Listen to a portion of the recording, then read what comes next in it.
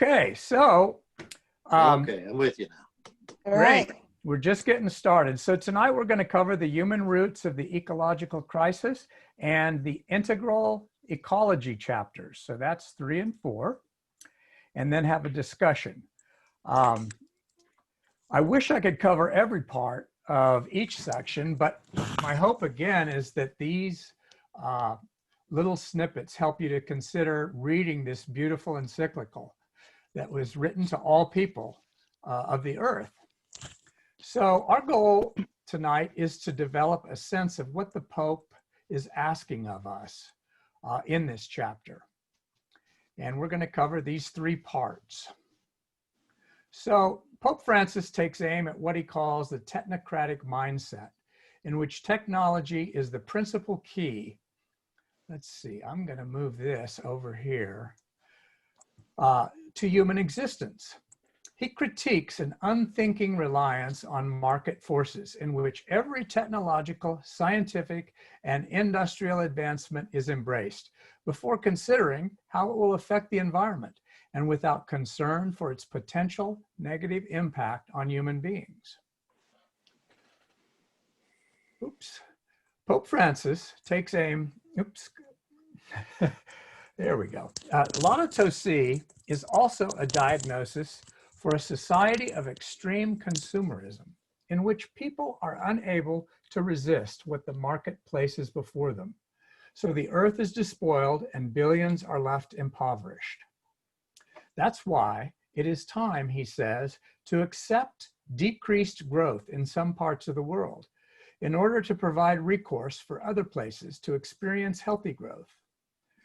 And you know, I realize a lot of the things we'll probably touch on tonight are going to seem very foreign and will lend credence to the criticism of him being a socialist pope. But I think if we open our minds and try to think about what he's trying to say, it will at least make sense. So in contrast, okay, I've got 2 people waiting in the waiting room. Jean and Jim. There we go. Sorry, guys, I'm just letting you guys in. So, in contrast with the consumerist mindset, Christian spirituality offers a growth marked by moderation and the capacity to be happy with little. It's a matter of nothing less than a redefinition of our notion of progress. And there is Lauren joining us. So, the Pope says our technical prowess has brought us to a crossroads. 2 centuries of enormous waves of change: automobiles, airplanes, chemical industries, modern medicine, information technology, and more recently, the digital revolution, robotics, biotechnologies, and nanotechnologies. It is right to rejoice in these advances and to be excited about the immense possibilities which they continue to open up before us. For science and technology are wonderful products of a God-given human creativity. Technology has remedied countless evils which used to harm and limit human beings. Well-directed, technoscience can produce important means of improving the quality of life. It can also produce art and enable men and women immersed in the material world to leap into the world of beauty. Yet, abilities which we have acquired have given us tremendous power: nuclear power, biotechnology, information technology, knowledge of our DNA, and many others. They've given those with the knowledge, and especially the economic resources to use them, an impressive dominance over the whole of humanity and the entire world.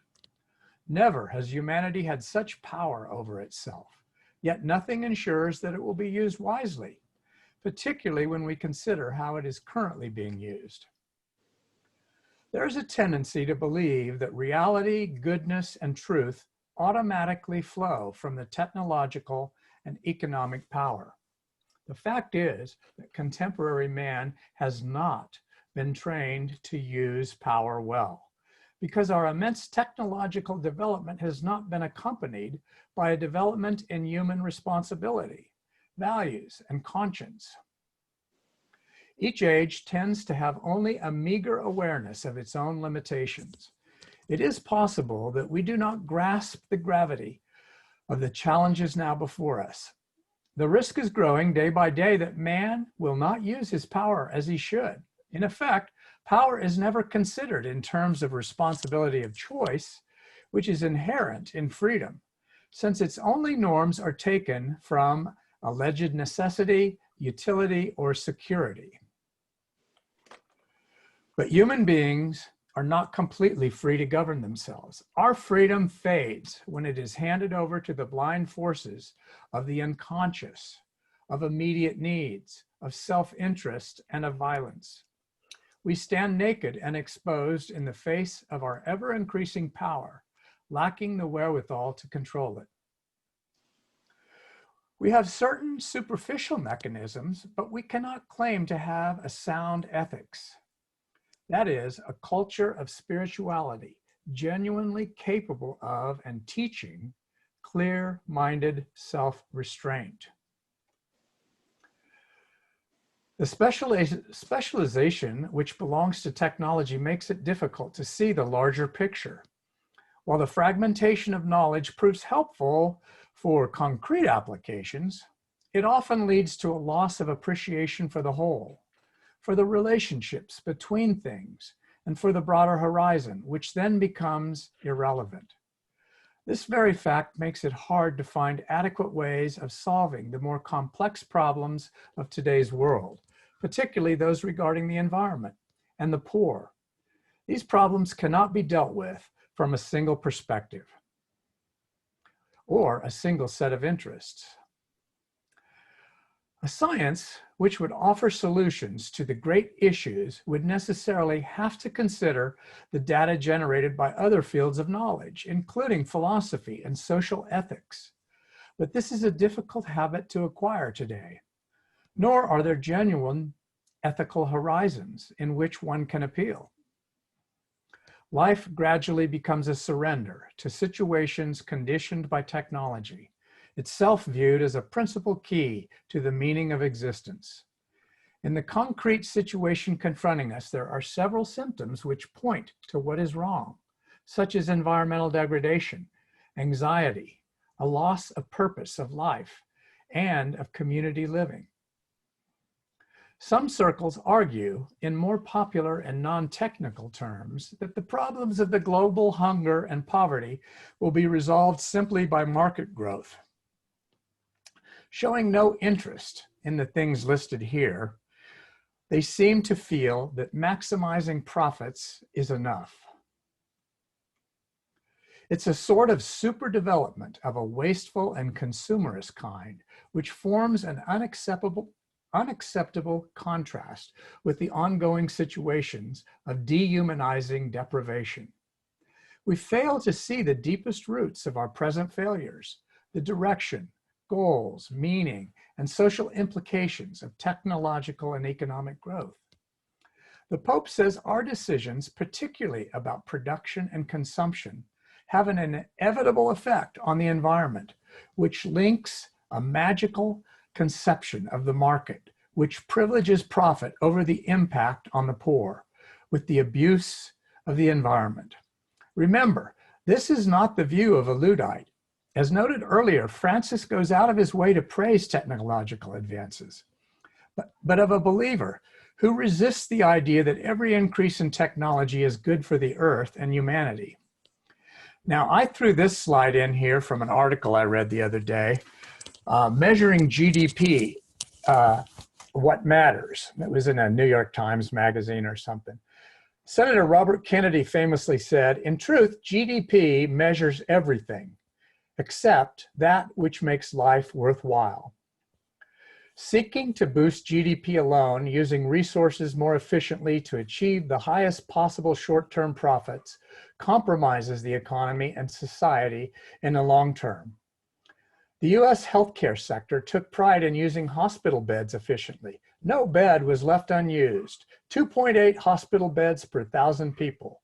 far fewer than in other advanced countries. Then the system could not absorb this sudden surge in patients. Workers could not afford to stay home when sick, and instead they came to work and spread the infection.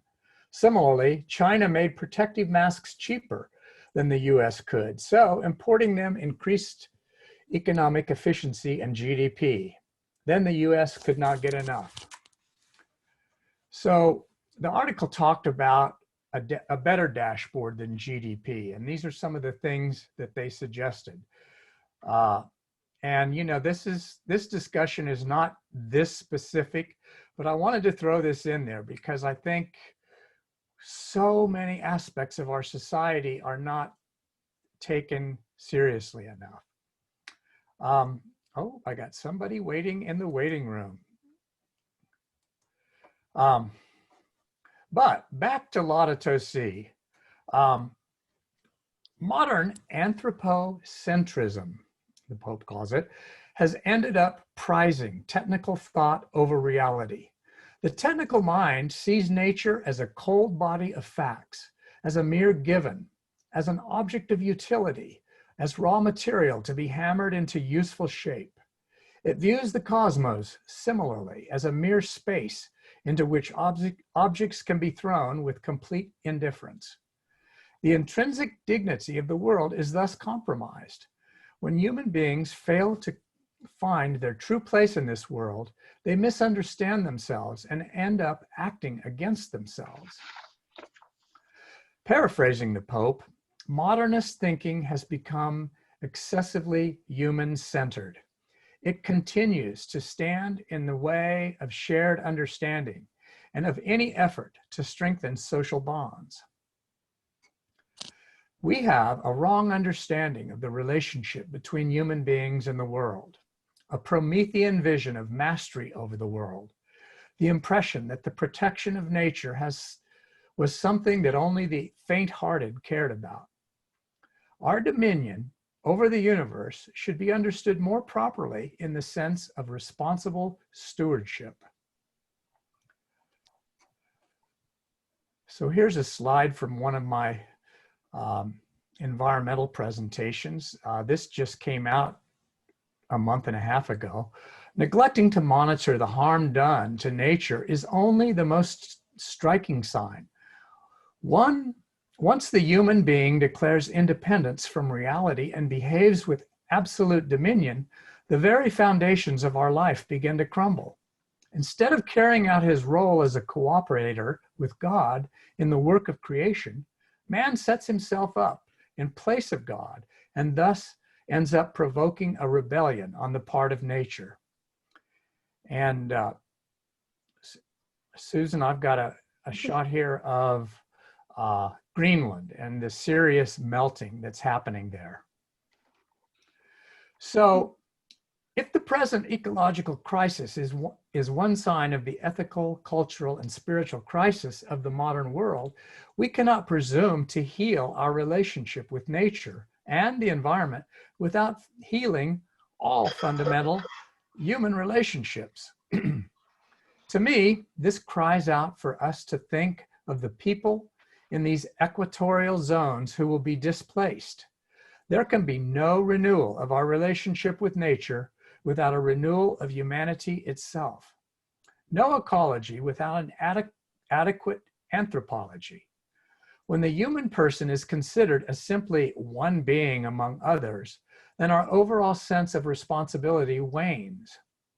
Human beings cannot be expected to feel responsibility for the world unless we recognize and value each person's unique capacities of knowledge, will, freedom, and responsibility. And I say these people that will be displaced have much value. Christian thought sees human beings as possessing a particular dignity, capable of knowing, loving, and entering into dialogue. Our relationship with the environment can never be isolated from our relationship with others and with God. Otherwise, it would be nothing more than romantic individualism, dressed up in ecological garb, locking us into a stifling eminence.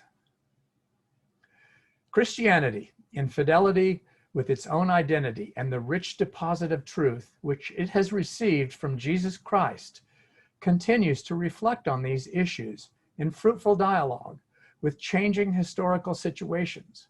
In doing so, it reveals its eternal newness. So section 3 now breaks into 3 subsections, and the first one is relativism. When human beings place themselves at the center, they give absolute priority to immediate convenience, and all else becomes relative. Relativism sees everything as irrelevant unless it serves one's own immediate interests, leading to environmental degradation and social decay. It is the same disorder that drives one person to take advantage of another, to treat others as mere objects. The same kind of thinking leads to the sexual exploitation of children and abandonment of the elderly who no longer serve our interests. It is also the mindset of those who say, let us allow the invisible forces of the market to regulate the economy, and who just consider the impact on society and nature as collateral damage. Man is the source, the focus, and the aim of all economic and social life. Work is a necessity, part of the meaning of life on this earth, a path to growth, human development, and personal fulfillment. Employment is indispensable for any form of civil coexistence. We see the need for a correct understanding of work. Work imbues our relationship to the world with a healthy sobriety. Men and women have the capacity to improve their lot, to further their moral growth, and to develop their spiritual endowments. Work should be the setting for this rich personal growth, where creativity, planning for the future, developing our talents, living out our values, relating to others, and giving glory to God come into play. Pope really emphasizes work. He says the goal of access to steady employment for everyone is essential. Helping the poor financially must always be a provisional solution. The broader objective should always be to allow them a dignified life through work.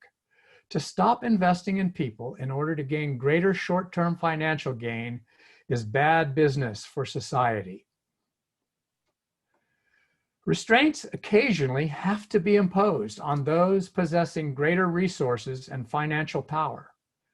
To claim economic freedom is to practice a doublespeak, which brings politics into disrepute. Business is a noble vocation if it sees the creation of jobs as the essential part of its service to the common good. New biological technologies.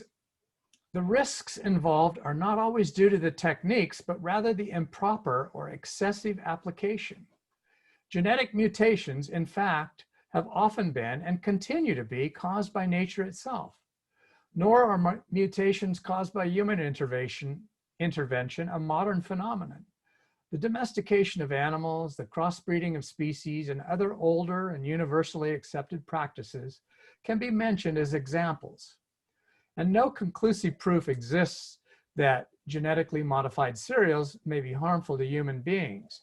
But following the introduction of these crops, productive land becomes concentrated in the hands of a few owners. The Pope is speaking of a worldwide problem.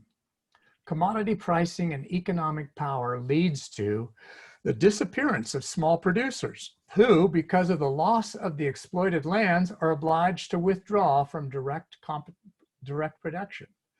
The most vulnerable of these become temporary laborers, and many rural workers end up moving to poverty-stricken urban areas. The expansion of these crops has the effect of destroying the complex network of ecosystems, diminishing the diversity of production, and affecting regional economies now and into the future. In various countries, we see expansion of a small number of producers. He calls them oligopolies. I did it. to produce cereals and other products. A broad, responsible scientific and social debate needs to take place, one capable of considering all the available information and of calling things by their name. Okay, that was chapter 3, the human roots of the ecological crisis. I'm going to go through chapter 4, and then I've got some questions that we can address. In chapter 4, the Pope says, we are part of nature, included in it, and thus in constant interaction with it. The Pope talks about how everything is connected, including the economy. He says, I suggest that we now consider some elements of an integral ecology, one which clearly respects the human and social dimensions. And by the way, the definition of the word integral is necessary to make the whole complete. In this first section, he points out ecology studies the relationship between living organisms and the environment in which they develop. A good part of our genetic code is shared by many living beings. When we speak of the environment, what we mean is a relationship existing between nature and the society in which it lives. Nature cannot be regarded as something separate from ourselves. We are part of nature. It is essential that we seek comprehensive solutions. But we're not faced with two separate crises, one environmental and the other social, but rather one complex crisis, which is both social and environmental. Strategies for a solution demand an integral approach to combating poverty, restoring dignity to the excluded, and at the same time protecting nature. We are part of nature. It is essential to seek comprehensive solution. Well, goodness, I already read that one. Okay, the next part is on environmental. Ecosystems interact in dispersing carbon dioxide, purifying water, controlling illness and epidemics, forming soil, breaking down waste, and in many other ways which we overlook or simply do not know about.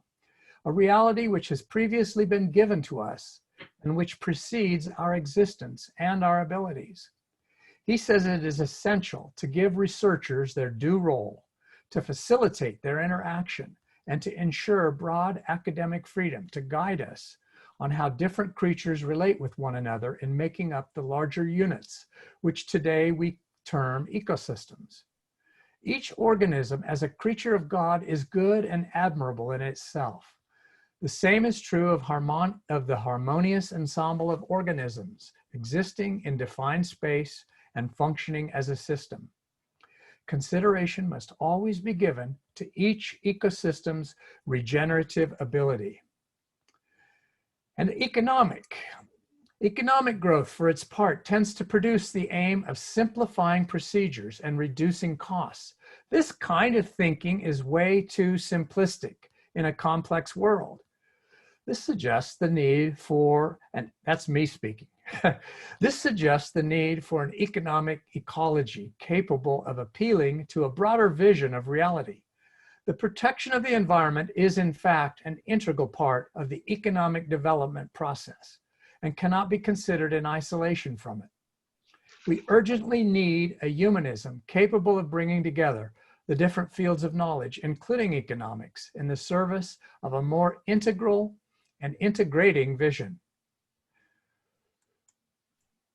In the last part of section 1, chapter 4, he says everything is related. Every violation of solidarity and civic friendship harms the environment. Within each social stratum and between them, institutions develop to regulate human relationships. Anything that weakens those institutions has negative consequences, such as injustice, violence, and loss of freedom. A number of countries have a relatively low level of institutional effectiveness, and lack of respect for the law is becoming more common. We know, for example, that countries which have clear legislation about the protection of forests continue to keep silent as they watch laws repeatedly being broken. Drug use in affluent societies corrupts behavior in poorer regions. Lives are destroyed in both, and the environment continues to deteriorate. The second section is cultural ecology. There's a need to incorporate the history, culture, and architecture of each place, thus preserving its original identity. Ecology then also involves protecting the cultural treasures of humanity in the broadest sense. That means greater attention to local cultures when studying environmental problems, favoring a dialogue between scientific technical language and the language of the people. Culture is a living, dynamic, and participatory present reality, which cannot be excluded as we rethink the relationship of human beings and the environment. And isn't it exciting that possibly next year, we're going to be able to once again start thinking about the environment? A consumerist vision has a leveling effect on cultures, diminishing the immense variety which is the heritage of all humanity. Attempts to resolve all problems through uniform regulations or technical interventions can lead to overlooking the complexities of local problems which demand an active participation of all members of the community. Our care for the world must be flexible and dynamic. Merely technical solutions run the risk of addressing symptoms and not the more serious underlying problems. The constant and active involvement of local people from within their proper culture for quality of life must be understood within the world of symbols and customs proper to each human group. Many intensive forms of environmental exploitation undo the social structures which for a long time shaped cultural identity. The disappearance of a culture can be just as serious or even more serious than the disappearance of a species or a plant or animal. The imposition of a dominant lifestyle linked to a single form of production can be just as harmful as altering of ecosystems. For indigenous communities, land is not a commodity, but rather a gift from God and from their ancestors who rest there, a sacred place from which they need to interact if they are to maintain their identity and values. Pressures being put on many of them to abandon their homelands, to make room for agriculture or mining projects, undertaken without regard for the degradation of nature and culture. Section 3 begins with an admirable creativity and generosity is shown by persons and groups who respond to environmental limitations by alleviating the adverse effects of their surroundings and learning to orient their lives amid disorder and uncertainty. A wholesome social life can light up a seemingly undesirable environment. At times, a commendable human ecology is practiced by the poor despite numerous hardships. The feeling of asphyxiation brought on by densely populated residential areas is countered if close and warm relationships develop, if communities are created. The interior of each person who feels held within a framework of solidarity and belonging can turn from being in hell on earth into a setting for a dignified life. No, stop it.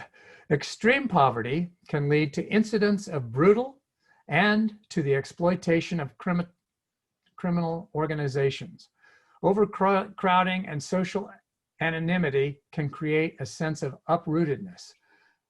Nothingness. Nonetheless, I wish to insist that love always proves more powerful. Many people in these conditions are able to weave bonds of belonging and togetherness, which convert overcrowding into an experience of community, in which the walls of ego are torn down and the barriers of selfishness overcome. Those who design buildings, neighborhoods, public spaces, and cities ought to draw on the various disciplines which help us to understand people's thought processes, symbolic language, and ways of acting. It's not enough to seek beauty of design. More precious still is the service we offer to another kind of beauty, people's quality of life, their adaptation to the environment, encounter, and mutual assistance. A need to protect common areas within a city which includes us and brings us together. That is different in different parts of the city. That the different parts of the city will be integrated and have a sense of whole rather than being confined to one neighborhood. Others will then no longer be seen as strangers, but as part of a we, which all of us are working to create.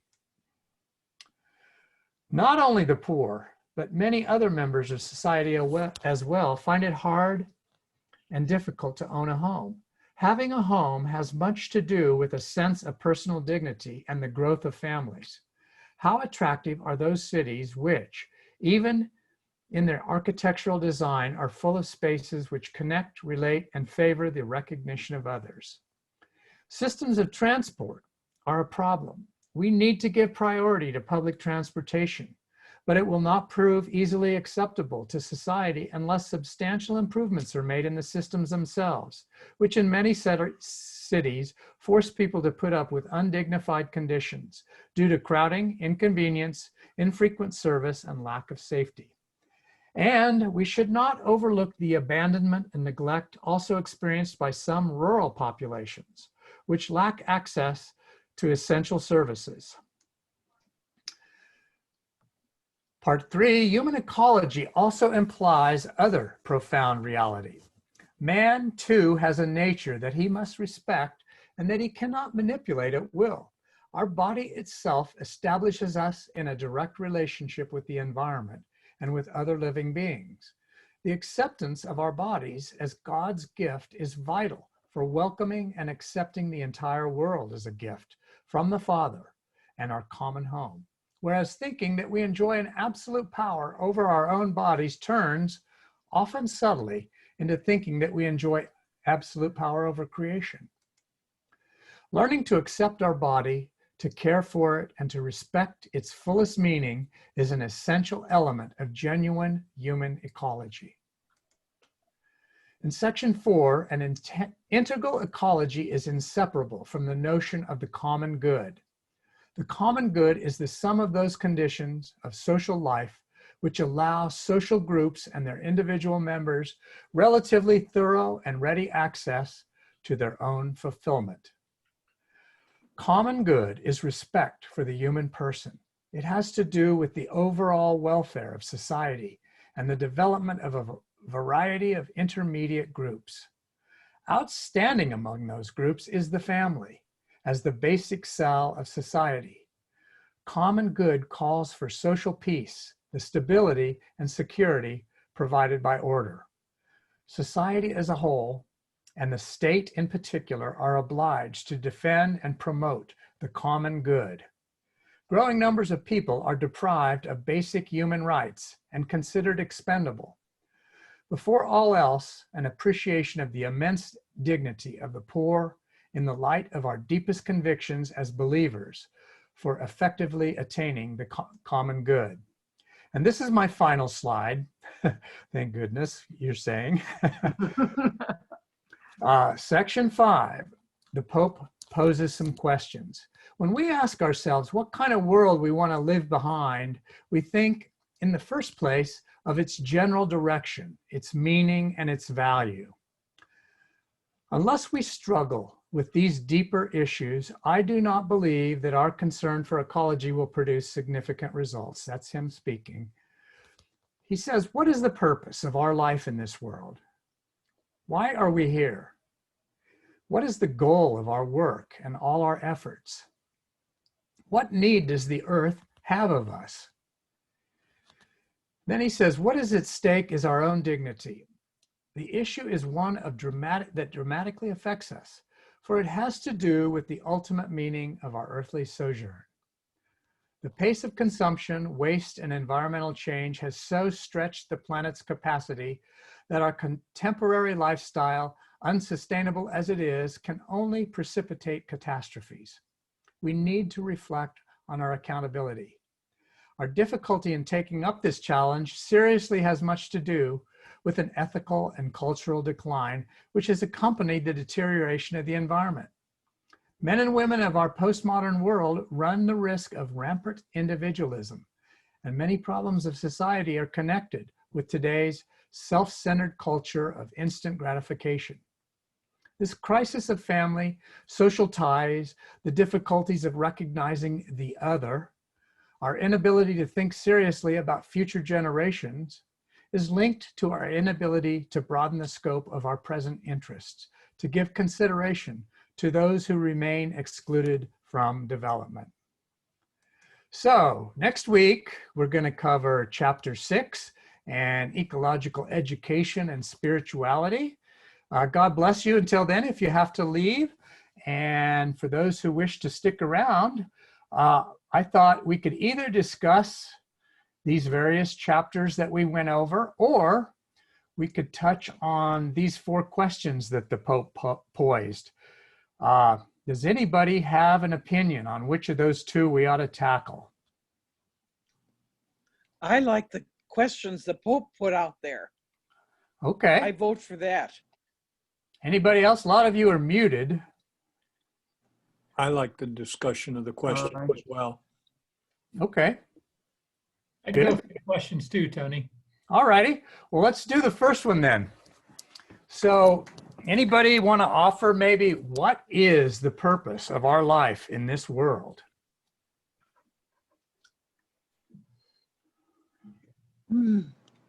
Nothing like starting with a small question. You know? You know? That's a toughie. I think it has something to do with creating loving relationships with others in our world and with the planet. Okay. That's a starter. That's great. Does anybody want to take notes? Because if I do that, I have to take this presentation down, I think.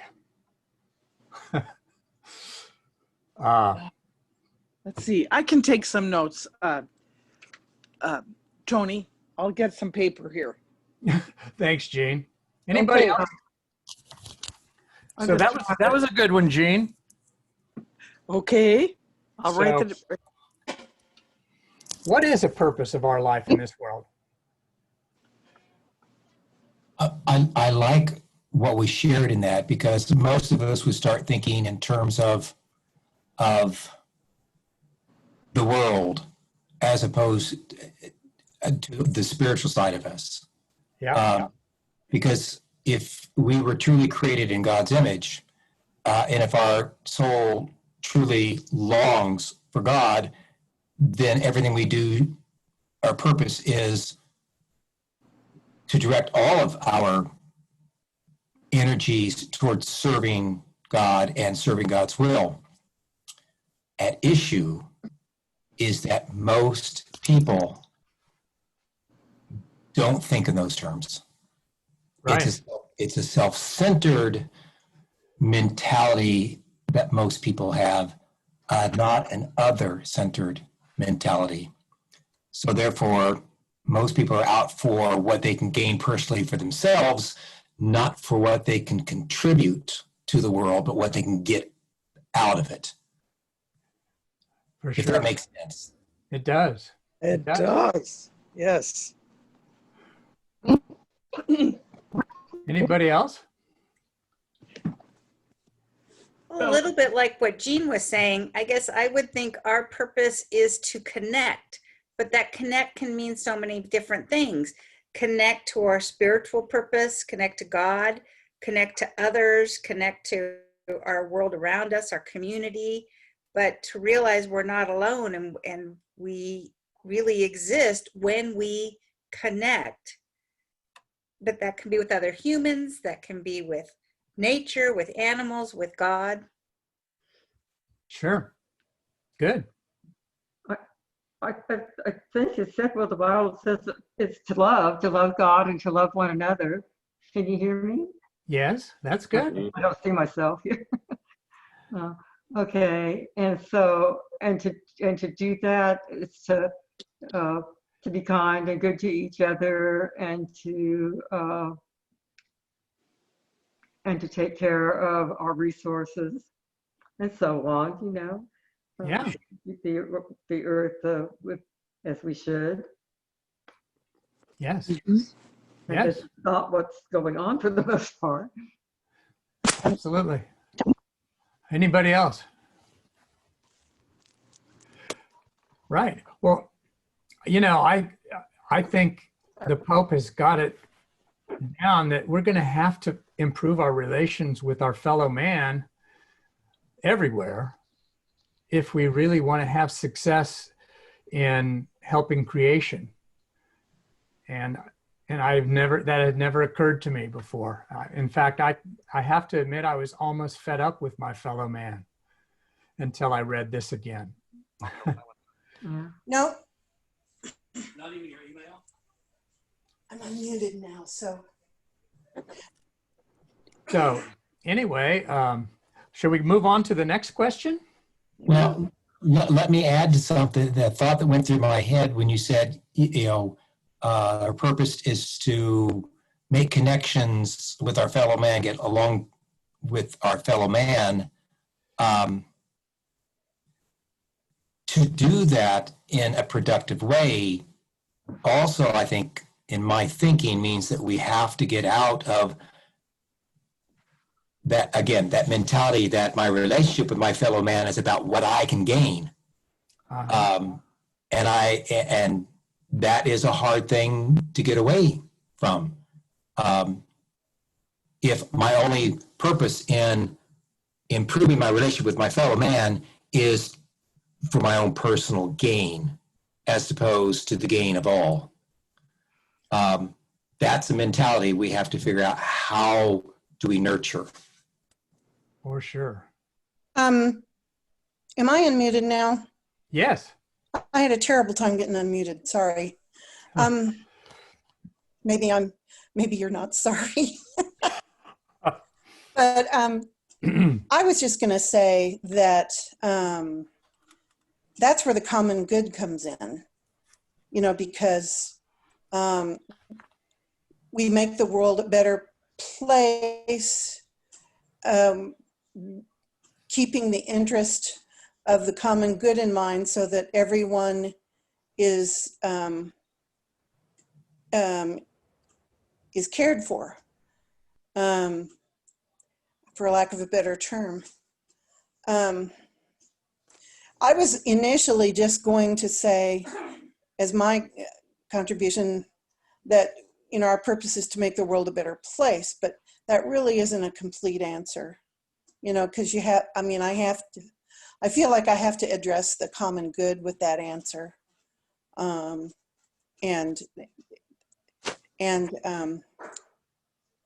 I think in addressing the common good, we do what God asks us to do, to get out of the box of ourselves and into the lives of others, and make those connections that we need to make. Beautiful. Yes. Yes. Well, so here this is a similar question, isn't it? What is the purpose of life, and why are we here? Why are we here? Tony, I have a comment on that, if I may. Yeah. This kind of relates back. I was thinking during the first question, and it kind of relates here too. I think we're so caught up in things like first getting through school, and then getting married, and then getting a job, and then raising a family. I think sometimes we're distracted from really even knowing why we're here or what our purpose in life is. We don't get to really think about that because we're so busy, right? And we may be doing the things that are a lot of good for the common good, through our work, through our church, through our family. But when it all ends up like us retired guys, still thinking, why are we here? Yeah, good point.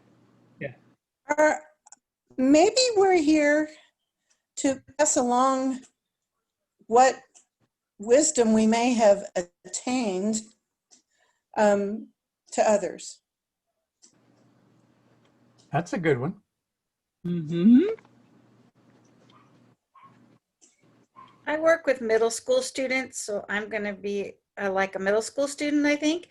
And the first thing that comes to my mind is, why not? I mean, we're here for today, for joy. Great. That's a great one. Yep. That's a good middle school answer. Well, it is. But I do like it. I do like it. Mhm. You know, that reminds me of one of the things that Sister or Saint Faustina would say, and she said that our true joy, I mean, if we're here to find joy, our true joy is directly connected to how much we seek and follow the will of God. Mm-hmm. Yeah. Mhm. That makes complete sense. Yeah. And I think in order to discover what that will is, that's where prayer comes in, I think, and listening. Because Yes. it takes a lot of listening to the events in our daily lives to help direct us, I think. That's where I Absolutely. get my direction. I Mhm. know. That little voice in your head. Yes. And the quiet, the silence. And the quiet. Yep. Giving yourself time to let your mind wander and let people and events come into your mind Mm-hmm. to look at how to treat problems and situations. Yeah. Those are good. Yeah, the humor side of me has to come out in terms of, you know, the times I've let my mind wander, it often did never returned. That's true too. Yes. No, but I mean, there's a lot of truth in what you're saying. Is we have to take the time to pray, to listen, and taking into consideration our state in life. Going back, I think maybe what it was with Jim, you were the one talking about us retired guys. Yeah. Yeah, see, I'm among those these days, and it's one of those things that, you know, when I was younger, raising kids, my state of life was different, and I think God's will. I think we have to, besides prayer, I mean, we have to look. What is our state in life? I mean, God's will for me when I'm a young married man is what I have to do to serve my wife and my children. As a grandparent now and retired, it's being redefined. Of course, we can always go to the catechism too, the whole section on morals, morality, helps define what God's will is. Mm-hmm. And I think our purpose changes, as you just said, by the responsibilities in our life and the nature of our life changing. So our purpose changes too. Yes. Yeah, our purpose is to become a saint. Or modifies. Around us as well. But how we go about that is different at different stages in life. Yes, definitely. Well, I think the Pope wrote the encyclical, to try to help us understand a little bit about why we're here. And I have to admit, it's all kind of foreign, because I have always subscribed to the free market capitalist doctrine. And now here we are at a point in history where we have to kind of look at that and wonder, how great was that? I think it's going to take some prayer and some reading and rereading and trying to immerse myself in this regularly to really get it, because it's pretty radical. I wonder if it won't. Oh, I'm sorry, Tony. No, that's it. I wonder if it won't be like a lot of things where I was caught up in the passage that you read about, scientists being cold, hard facts people. And I'm going, well, no, the scientists I know aren't like that. And so I think science is being revised. And our image of scientists, I think, is being a bit revised by some of the people that were becoming exposed to, and some of the things we're hearing them say, that they have a greater connection with humanity. And so maybe capitalism will be revisited and revised in such a way that it might, not done away with, of course, but just revised. Right. In such a way that it might become more, user-friendly, people-friendly. Yep. Yeah, going back to something that was mentioned earlier as well that the Pope talked about was the importance of work. Yes. Right. Capitalism, that's a part of what capitalism is about, is providing jobs, providing work. The problem with socialism is that if you just give people things without their effort, there's no motivation, there's no growth, there's no rethinking and problem solving that comes out of, if it's just you're assigned, this is your work, this is what you do, or like that true communism type of thing was, and the socialism within that. But the idea of we have to give people meaningful work, and how do you get employers to that point? I have a friend who runs who started up and ran for years and years a lawn garden or business, and he struggled with this for a long time as a business owner. And what he decided many years ago is that he changed the whole business, and it is now totally owned by its employees. I think that's a really good model. But the idea is, you give meaningful work and you give people a benefit, and Yes. and if I think back to the different employers I've had through the years, the people I really produced well for were the people who had that kind of mentality of making sure their staff, their people were invested in it, and in essence owned it in a sense of at least a program. You may not have owned the company, but you owned what was the outcomes were going to be with that.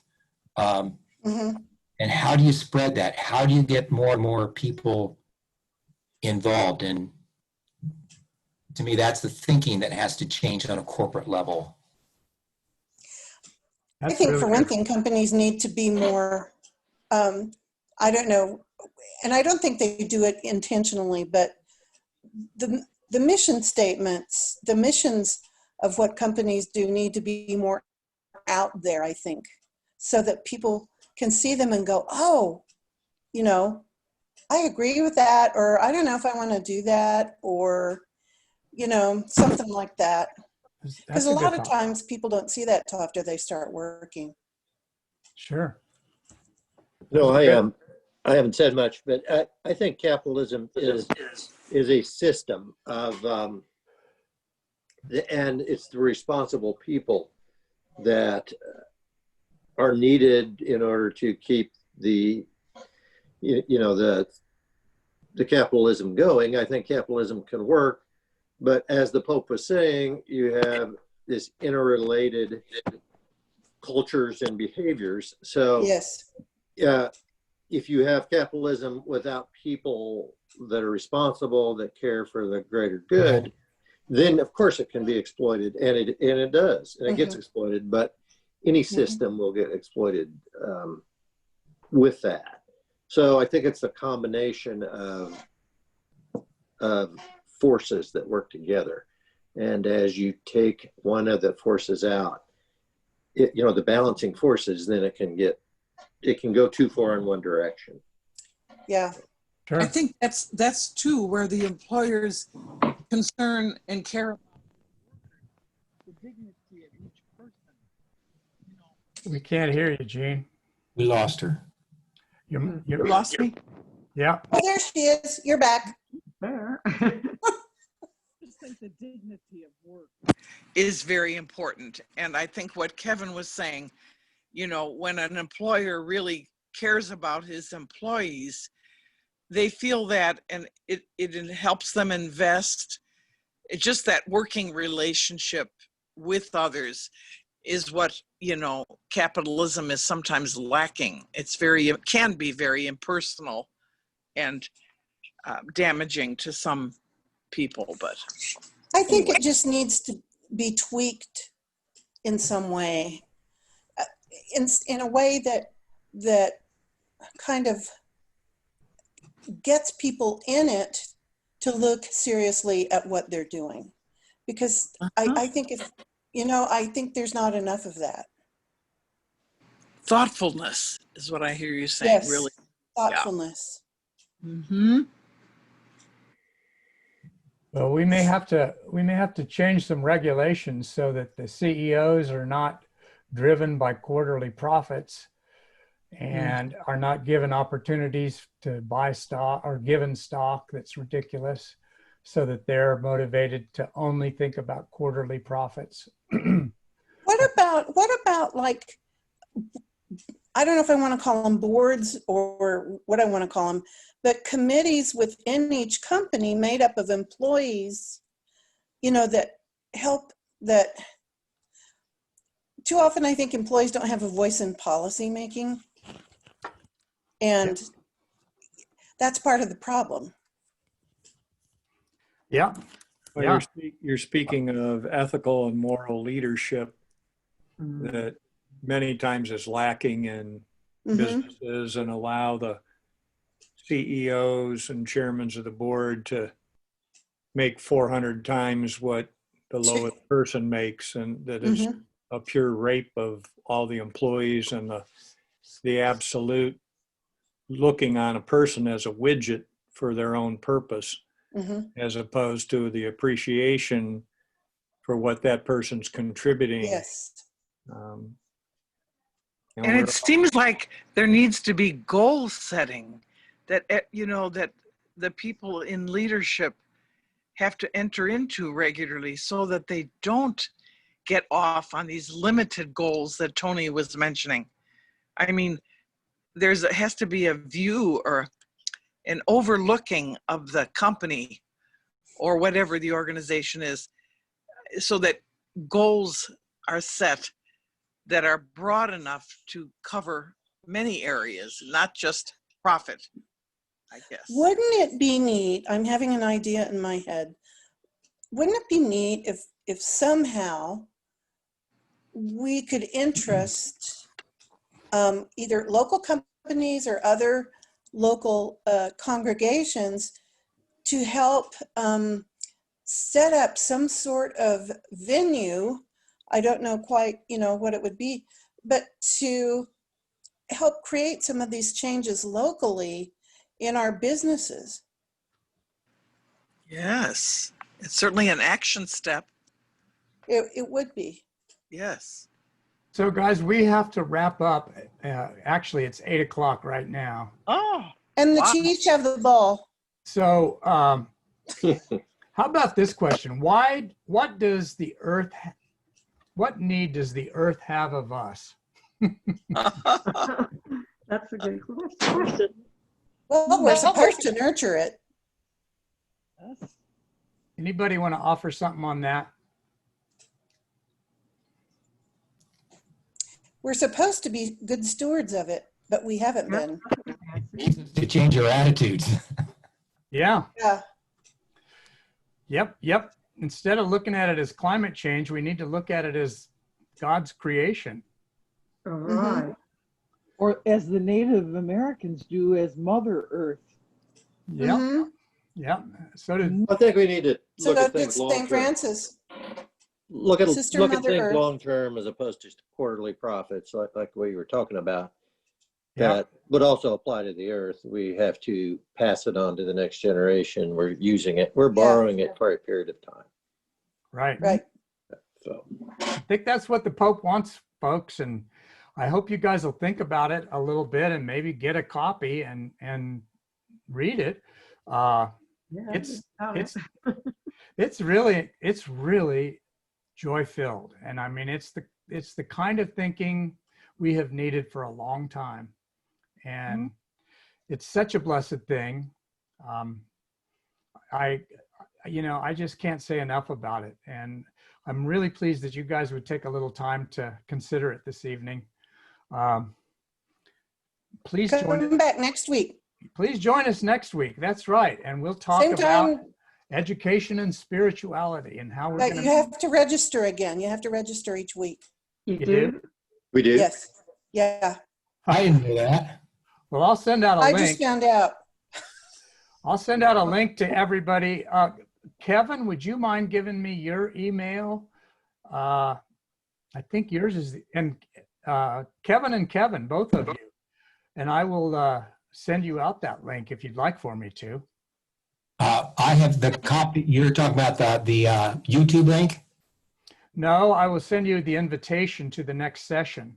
Okay. Mine is KG as in Glenn, P as in Patrick, BEAU, the first four initials of my last name, kgpbo@gmail.com. KGPB at Gmail. Gmail.com. Got it. Okay, great. Okay. And then mine is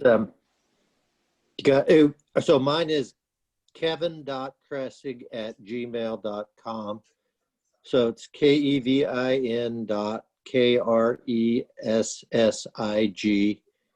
KEVIN.KRESSIG@gmail.com.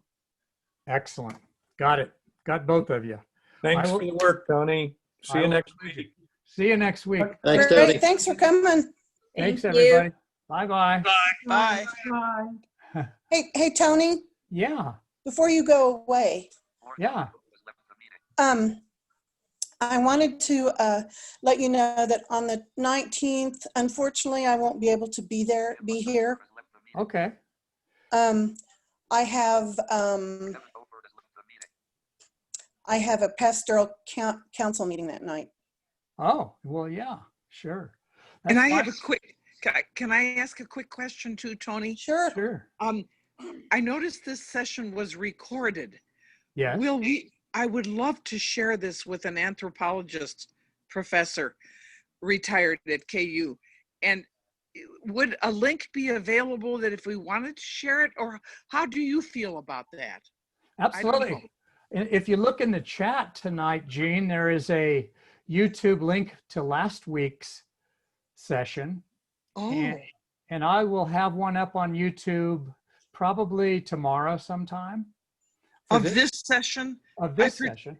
I particularly liked this session with Okay. the dialogue and all of the wonderful slides. So I think that's the one I'd like to share with him. Sure, sure. I would Is this invite, the church's, oh, sorry. Is I was this just- the church, is this the church's YouTube channel or yes, it yours? is. Yes, it is. Okay, It's the church's YouTube channel. And I would tell you, Gene, that I re-recorded last week's because I, of course, was showing my notes through the entire thing. Yes. So the redone version is actually quite a bit better. Oh, okay. I'll view it because I would like to review that. Okay. Well, Well, thanks. that one is my favorite one, but this one is pretty heavy stuff. It's Yeah. great. Yeah. But the Pope is right. You know, Yes, he is. mm-hmm. it's just hard. Well, thank you It so is. much for all your work. And Oh, yeah, and we had more looking- people this week. Well, we did Yeah. well. I think right. we had 10 last week and we had 8 this week. So We had 10 last, No, we Tweak. had not. yeah. Really? So I'm not I didn't complaining. know that. And a lot of people have asked for the YouTube link. So Yeah, for the recorded. Yes. Good, we good. may get 20 folks or so interested by the time we get done here. Mhm. And Yeah, I think well, and we re- can make an announcement, this group is forming. If you want to be a part of it, Right? blah, blah, blah. Yeah, I'd like to do that as we get close to the Okay, last well, session. that sounds good. We need to be sure and talk about this at our meeting Wednesday. Okay. You're on the agenda. Okay. We can do that. I'll be there. Okay. Oh, good. Okay. Will you be there, Thank Jean? you. Bye, Thank everybody. you. I'm leaving too now. Bye-bye. Take care. Bye. God bless.